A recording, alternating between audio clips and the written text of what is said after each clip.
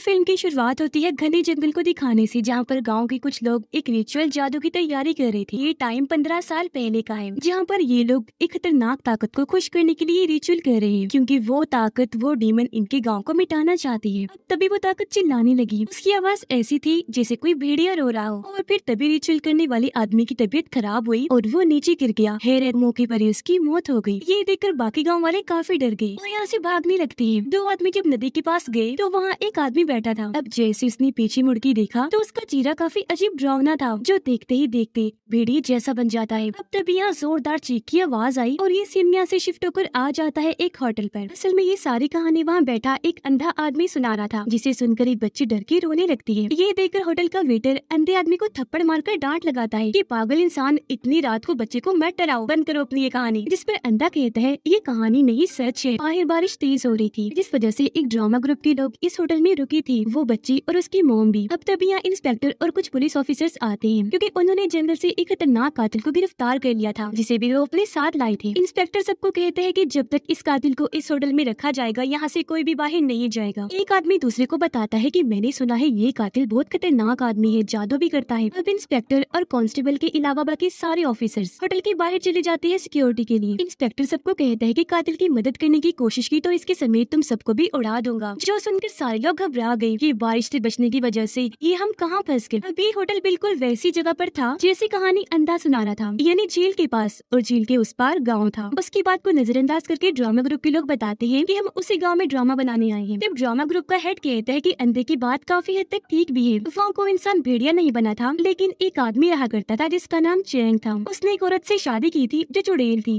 Drama group का head कहानी सुनाने लगता है, जो उन 15 सालों के आगे की कहानी थी। गांव में हम चैंग को देखते हैं, जो घर की चीजें बेचकर जुआ खेला करता था, लेकिन अक्सर हार जाता था। उसने गांव के अमीर खतरनाक आदमी से पैसे लिए हुए थे और अब पैसे ना लौटाने पर वो इसकी जान लेने पर उतर आया था। तो अपनी जान बचाने के लिए चैंग उसे कहता है कि प्लीज मुझे छोड़ दो, 2 दिन के अंदर आपके पैसे लौटा दूंगा। जिस पर वो खतरनाक आदमी हंसकर कहते हैं, ओह अच्छा, अब 2 दिन के अंदर ही ठीक है, लेकिन अगर 2 दिन के अंदर पैसे ना आए तो तुम्हारी सारी उंगलियां काट दूंगा। अब तभी यहाँ होयोन नाम का लड़का आता है, जो अपने आखिरी पैसे लौटाने आया था। तब एक आदमी चैंग को बताता है कि इसके ऊपर भी बहुत कर्ज था, लेकिन अब इसने सारा कर्ज भी उतार दिया और अब ये खूब माला माल भी है। ये सुनकर चैंग को काफी हैरानी हुई कि ये तो मेरी तरह गरीब था, जुआ खेला करता था, तो फिर अचानक इसके पास इतना सारा पैसा कैसे आ गया। सच का पता लगवाना पड़ेगा। इसी सोच के साथ वो होयुन का पीछे करता है और देखता है कि वो एक कब्र को खोद रहा था। ठीक वक्त पर चैंग वहाँ आकर उसे रोकर कहता है कि अच्छा, तो तुम ऐसे माला माल हुए, तुम कब्र के अंदर की लाशों का जेवर चुराते हो, जिसे बेचकर तुम अपना कर्ज उतारते हो। रुको जरा, मैं अभी जाकर सबको बताता हूँ। होयुन उसे रोकता है, कहता है रुक जाओ। अरे मत करो यार, अच्छा सुन मेरी बात, अगर तुमने अपना मुंह बंद रखा तो मैं तुम्हारा कर्ज उतार दूंगा और तुम्हें भी अपने साथ शामिल कर लूंगा। बोल मंजूर है। अब जब चैंग ने हाँ बोला तो वो उसे गड्ढा खोदने का कहता है, जिसे खोद कर ये नीचे एक केव यानी गार में आ जाती है। अब चैंग ये जगह देखकर काफी हैरान था, लेकिन होयुन यहाँ के बारे में अच्छे से जानता था। यहाँ पर अजीब तरह की पीले रंग की जड़ें फैली हुई थी, जिनकी स्किन चिकनी लग रही थी। उन जड़ों में से एक काफी बड़ी भेड़िए का सर बाहर आ रहा होता है, जिसका साइज बहुत बड़ा था और वो घुर्रा रहा था। उसे देखकर तो चैंग की हालत ही खराब हो गई, लेकिन होयुन उसे समझाता है कि घबराओ नहीं, मैंने एक आदमी की बातें सुन ली थी, जिसके मुताबिक यहाँ हमें सोना मिलेगा। अब ये भेड़िए के पास बने ऊंची जगह पर खड़े हुए थे। भेड़िए के खाने के लिए होयुन अपने साथ एक जानवर की टांग को लाया था, जिसे वो जंजीर से बांधकर उसके मुंह के पास लेकर जाता है। मांस को सुनकर भेड़िया अपना मुंह खोलता है। होयुन ने उसके मुंह में जानवर की टांग डाली, लेकिन वो तो उसे जंजीर समेत ही निगलने लगा। अब होयुन जोर लगाकर जंजीर खींचता है, लेकिन भेड़िए ने वो अपने दांतों में दबा ली थी। ये देखकर चैंग जलती हुई लकड़ी यानी मशाल को भेड़िए के मुंह में लगाता है। अब उसे जैसी तकलीफ हुई, उसने अपना मुंह खोल दिया और तब जंजीर के साथ जानवर की टांग भी बाहर आ जाती है, लेकिन उस पर बहुत सारा चमकदार लिक्विड लगा हुआ था, जो हैरानी वाली बात सोने का था। तब उसे उठाकर होयुन भागने लगा, जिसके पीछे पीछे चैंग भी भाग जाता है। लेकिन अब अचानक वहाँ जल रही सभी मशाले पीले से हरे रंग की हो जाती है। इसे देखकर होयुन आंखें बंद कर लेता है और चैंग को भी कहता है कि जल्दी से आंखें बंद कर लो, हम केव से बाहर नहीं चले जाते, मत खोलना वरना वो पकड़ लेगी। अब चैंग ने आंखें बंद तो की हुई थी, लेकिन वो उससे पूछता है, अरे भाई कौन पकड़ लेगी, पर होयुन कुछ नहीं कहता क्योंकि वहाँ से भाग गया था। चैंग को अपने पीछे से आहट महसूस हुई। उसने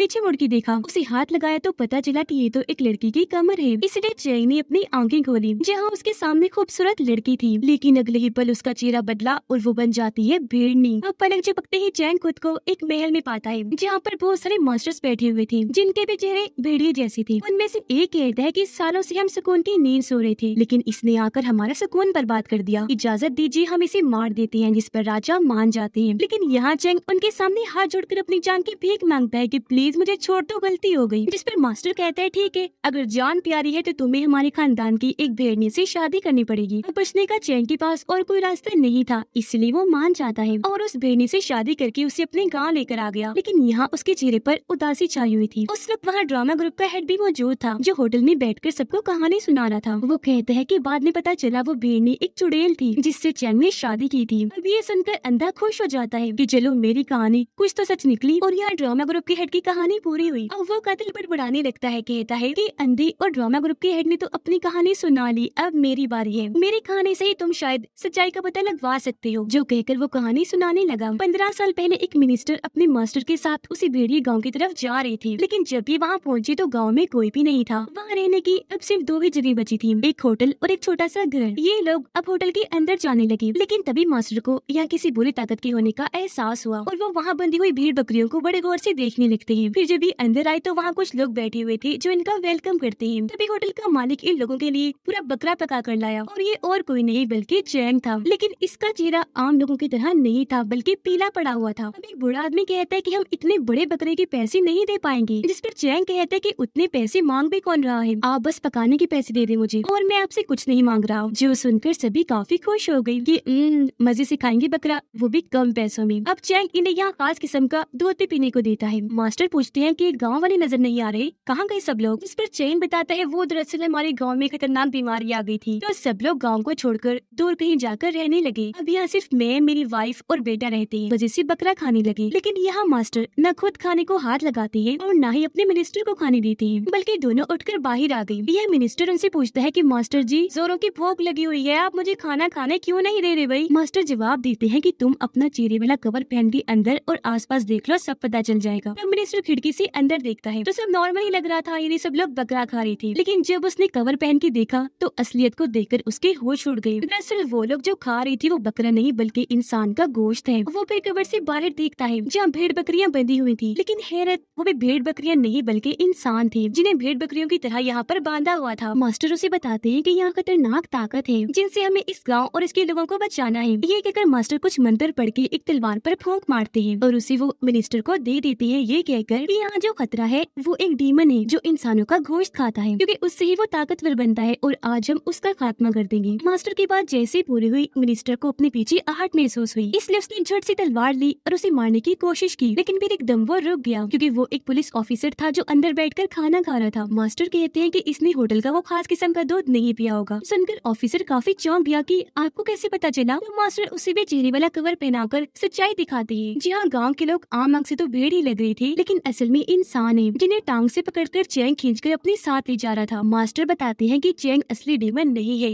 ये तो बस उसका गुलाम है और अब हमें असली डीमन को ढूंढना है। इसलिए तीनों उस घर में पहुंचकर हर जगह की तलाशी लेती हैं, जिसके बाद ये बेसमेंट में आ गई, जहाँ सामने चैंग का बेटा खड़ा हुआ था। वो इनको देखते ही कुछ मंत्र बोलकर अपना मुंह खोलता है और खतरनाक धुआं निकालकर इनकी तरफ भेजता है। इसे देखकर मास्टर घबराती नहीं बल्कि अपने जादू से ही फांसी शील्ड बनाकर उसके हर हमले का डटकर सामना करती है। जिसके बाद चैंग का बेटा पुतला बन जाता है और ये लोग उसे पार करके एक कमरे में आ गए, जहाँ पर खून, मांस और ऐसे कटे हुए हिस्से पड़े थे। एक जगह पर चैंग भी खड़ा था, जिसने हाथ में चाकू पकड़ा हुआ था और वो कुछ मंत्र पढ़ रहा था। पुलिस ऑफिसर उस पर गुस्सा करता है कि तुमने गांव के सभी लोगों को मार दिया, इसलिए मैं तुम्हें गिरफ्तार कर रहा हूँ। अब अचानक चैंग औरत की आवाज में बात करने लगता है, जिससे मास्टर समझ जाते हैं कि वो डीमन और कहीं नहीं बल्कि चैंग के अंदर है। जो सुनकर ऑफिसर चैंग के माथे पर गोली मारकर उसे वहीं ढेर कर देता है और कहता है कि अगर इसके अंदर डीमन है तो क्या हुआ, पुलिस तो डीमन से भी नहीं डरती। लेकिन एकदम चैंग उठा और ऑफिसर के माथे में वो चाकू को सा देता है और मुंह से बहुत सारा काले रंग का लिक्विड निकालता है और लिक्विड से एक रोग बनकर खड़ा हो जाता है। इसे देखकर मास्टर समझ गई कि यही डीमन है, इसलिए वो जैसे इन पर वार करने आया मास्टर उससे लड़ने लगी। यहाँ मिनिस्टर नहीं लड़ पाता क्योंकि डीमन ने उसे उठाकर फेंक दिया था। तब उसकी जान बचाने के लिए वो मिनिस्टर को बाहर कर देते हैं और खुद अकेले ही डीमन से लड़ने लगे। और अब यहाँ मास्टर और डीमन के बीच खतरनाक लड़ाई छिड़ जाती है। जैसे डीमन अपनी खतरनाक ताकतों के साथ हमला करने आता है, है मास्टर आसानी से उसके हमले को रोककर उसे दीवार के साथ दे मारते हैं। थोड़ी देर इनकी लड़ाई ऐसी चलती रही, जिसके बाद जोरदार धमाके जैसी आवाज आई और मास्टर बाहर आकर गिरते हैं। मिनिस्टर की गोद में मास्टर की हालत बहुत खराब थी। उन्हें ऐसे देखकर मिनिस्टर को बहुत दुख होता है। मास्टर उसे बताते हैं कि उस डीमन की 5 स्किन्स यानी जिल्द हैं, जिनमें से मैं सिर्फ 3 को ही तबाह कर पाया हूँ, बस 2 रह गई हैं। लेकिन उन स्किन्स को भी ठीक होने में 5 साल लग जाएंगे। फिलहाल तो डीमन भाग गया है, लेकिन 15 साल बाद वापस लौटेगा। तब तुम्हें उससे लड़कर उसका खात्मा करना होगा। इसलिए जो मंत्र और रिचुअल मैंने तुम्हें सिखाई उन्हें अच्छे से इस्तेमाल कर लेना, वही काम आएंगे। इतना कहकर मास्टर उसके हाथों में ही अपनी जान दे देते हैं और मिनिस्टर उन्हें गोद में लेकर फुट फुट कर रोने लगता है। सीन वापस से कातिल पर आ गया जो कहानी सुना रहा था। पता चला कि वो मिनिस्टर और कोई नहीं बल्कि ये कातिल ही है, जो चिल्ला कर कहता है कि मैं 15 सालों से आज के दिन का ही इंतजार कर रहा था, क्योंकि वो डीमन जो दरअसल भेड़ने डीमन है वो आज ही के दिन आएगी। ये सुनकर पुलिस ऑफिसर कहता है कि हम भला तुम्हारी बात पर यकीन क्यों करें। कातिल जवाब में कहता है क्योंकि उससे सिर्फ मैं ही लड़ सकता हूँ। अब अचानक बिजली गिरी, जिसके साथ ही भेड़िए की रोने की डरावनी आवाजें आना शुरू हो जाती है। साथ साथ कुछ मंत्र भी सुनाई दे रही थी, जो आवाजें सामने पड़े स्टैचू में से आ रही थी। कातिल कहते हैं मेरी हथकड़ियां खोल दो, मुझे उससे लड़ना है। अब इंस्पेक्टर को भी उसकी बातों पर यकीन होने लगा था, इसलिए वो हथकड़ियों को खोलने लगता है। पर तभी वो औरत रोती है और चिल्लाकर कहती है रुक जाओ, मत खोलो उसे, वो झूठ बोल रहा है। गुस्से में कातिल कहते हैं मत सुनो इसकी बात, क्योंकि यही वो डीमन वो भेड़नी है। ये सुनकर पुलिस वाले उस पर गन तान देते हैं। तो यहाँ वो अपनी कहानी बताने लगती है। कहती है कि हमारे गाँव का बहुत बुरा हाल था। इतनी गुर्बत थी कि ना तो खाने को कुछ था और ना ही पीने को, जिस वजह से लोग मर भी रहे थे। तब गाँव की ऐसी हालत देखकर बड़े लोगों ने फैसला किया कि हम कुछ मास्टर से यहाँ पर रिचुअल करवा लेते हैं, ताकि गाँव के अंदर अगर कोई बुरी चीज हो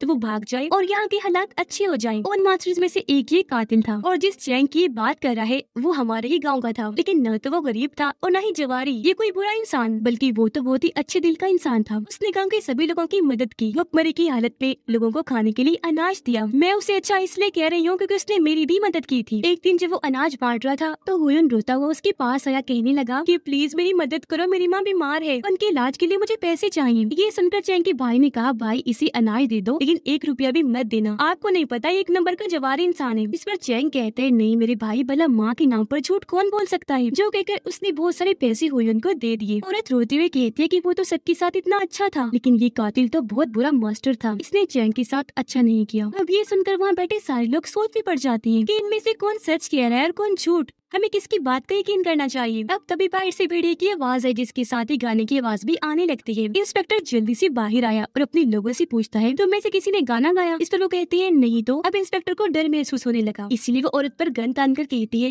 कि तुम हो वो डीमन। वो रोती हुई बोली नहीं नहीं मैं डीमन वीमन नहीं हूँ, मुझे कुछ मत करना और कातिल को तो बिल्कुल न खोलना। अब तभी कांस्टेबल उसे हथकड़ी पहनाने जाता है, लेकिन तभी उसे कुछ होने लगा और वो नीचे गिर गया। अब कातिल सबको बताता है देख लिया आपने, यही है डीमन और अब ये सब लोगों को मार देगी। इस पर फिर से रोते हुए बोले नहीं नहीं मैं डीमन नहीं हूँ। अब तभी इंस्पेक्टर को पता नहीं क्या हुआ, वो कातिल की जंजीर खोल देता है और अपनी गन उठाकर पुलिस ऑफिसर्स को शूट कर करके मारता है। कांस्टेबल इसे दौरा पड़ा था, वो भी गन लेकर अपने साथियों को शूट करने लगता है। ये देखकर बाकी लोगों की तो होश ही उड़ गई। अब यहाँ इंस्पेक्टर और कातिल मिलकर एक पुलिस ऑफिसर को डांटते हैं जो मरने वाला था। उसे कहते हैं कि तुम्हें हमारा प्लान मान लेना चाहिए था। ये कहकर इंस्पेक्टर यहाँ एक राज खोलता है, उस वक्त का जब इंस्पेक्टर और वो ऑफिसर्स कातिल को पकड़ कर ले जा रहे थे। कातिल से बात करता है कि मैं करूंगा डील तुम्हारे साथ, तुम हम सबको जितने पैसे देना चाहते हो वो सारे तुम मुझे दे दो, मैं तुम्हें छोड़ दूंगा। और उनकी डील पक्की हुई, जिसके मुताबिक ही इंस्पेक्टर कातिल को होटल में लाया था। यहाँ इंस्पेक्टर कातिल और जिसे दौरा पड़ा था वो कांस्टेबल आपस में मिले हुए थे, जो होटल के बाकी लोगों को भी शूट कर देते हैं, ड्रामा ग्रुप के लोगों को भी और औरत को भी, सबको। सिर्फ अंधे आदमी और बच्चे को ये कुछ नहीं करते। अब कातिल अंधे आदमी के पास आकर कान में कहता है कि वो भेड़नी डीमन आई और उसने यहाँ सब लोगों को खत्म कर दिया, अब सिर्फ हम लोग यहाँ बचे हैं। इस पर अंधा दोबारा से वही बात करने लगा कि मैंने तो पहले ही सबको वार्न किया था, पर किसी ने मेरी सुनी ही नहीं। तो अब यहाँ पता चला कि यहाँ कोई डीमन भूत वोत नहीं है, बल्कि ये सब कातिल की फैलाई हुई अफवाहें हैं। अब कातिल उस औरत के पास गया जो अपनी आखिरी सांसें गिन रही थी। वो रोते रोते याद करने लगती है कि आखिर हुआ क्या था। चैंगुन गाँव वालों को अनाज वगैरह देकर उनकी बहुत मदद कर रहा था, अगर किसी को जरूरत होती तो वह पैसे भी दे दिया करता था। पर ऐसे वाले इंसान के साथ अच्छा करने की बजाय, उसका शुक्रिया अदा करने की बजाय गाँव वाले उसका नाजायज फायदा उठाने लगे। वो लोग काम काज छोड़कर आलसी बन गए थे। अब यहाँ एक जवारी को गाँव का अमीर आदमी पीट रहा था। जो जवारी और कोई नहीं बल्कि वो कातिल ही था। उसने अमीर आदमी से कर्जा लिया हुआ था। वो कातिल को कहता है कि बच्चों, अगर 5 दिन में पैसे वापस ना लौटाई तो मौत दूंगा, मौत समझ आई। ये सुनकर हुयून कातिल की मदद करने आगे बढ़ा। कातिल को कहता है कि चलो चैंग के पास चलते हैं, वो बेवकूफ है। कोई बहाना बनाकर उससे पैसे ले लेती है। पर जब ये वहाँ गई तो वहाँ चैंग नहीं बल्कि उसका भाई था, जिन्हें धक्के मारकर भेज देता है, क्योंकि वो जानता था कि मेरे भाई की रहम दिली का नाजायज फायदा उठाते हैं ये लोग। अब हालांकि चैंग सबके साथ इतना अच्छा था, लेकिन फिर भी गाँव वाले उससे और उसकी फैमिली से चिढ़ खाने लगे थे। और आज रात तो ये उसके बारे में अजीबोगरीब बातें बनाने लगते हैं कि चैंग के पास इतना पैसा कहाँ से आया, और सुना है जब से उसकी शादी हुई वो तब से अमीर हुआ है। उसकी वाइफ भी बहुत खूबसूरत है। हुयून और कातिल एक प्लान बनाते हैं। वो अगले ही दिन बेहोशी की दवाई खरीद कर चैंग के घर आए और यहाँ काम करने वाली लड़की से मिलते हैं और उसे कहते हैं कि हमारा एक काम कर दो, जिसका इनाम भी हम तुम्हें देंगे। तुम बस ये दवा चैंग की वाइफ और उसके बेटे के खाने में मिला देना। अब ये लड़की और कोई नहीं बल्कि वही औरत है जो जख्मी हालत में अपना ये वक्त याद कर रही है। अब उसे बहुत डर लग रहा था, इसीलिए वो ऐसा करने से साफ साफ मना कर देती है। लेकिन हुयून जानता था कि ये दिल ही दिल में चैंग से प्यार करती है, इसीलिए वो उसे कहता है कि अगर तुम ऐसा कर दोगी तो उसकी वाइफ से तुम्हारी जान छूट जाएगी और फिर चैंग तुम्हारा होगा, बस तुम्हारा। ये सुनकर वो बहक गई और उनका काम करने को तैयार हो जाती है। बस ये छोटी सी गलती उसकी बहुत बड़ी भूल थी। अब अपनी इस गलती का एहसास करते ही वो अपना दम तोड़ देती है। अपनी माँ को मरता हुआ देखकर बच्ची रोने लगती है। बच्ची को कातिल मारना चाहता था, लेकिन इंस्पेक्टर रोक देता है ये कहकर कि अगर ये किसी को कुछ बताएगी भी तो कोई इसका यकीन नहीं करेगा, क्योंकि जाहिर है ये बच्ची है। अब इंस्पेक्टर अंधे को गोली मारने चाहता है, जहाँ इस बार कातिल उसे मना कर देता है। कहता है कि अगर ये मर गया तो डीमन की मनगढ़ंत कहानियाँ हर जगह कौन फैलाएगा, क्योंकि इसकी ऐसी कहानियों की वजह से हम बच सकते हैं। गाँव वालों का शक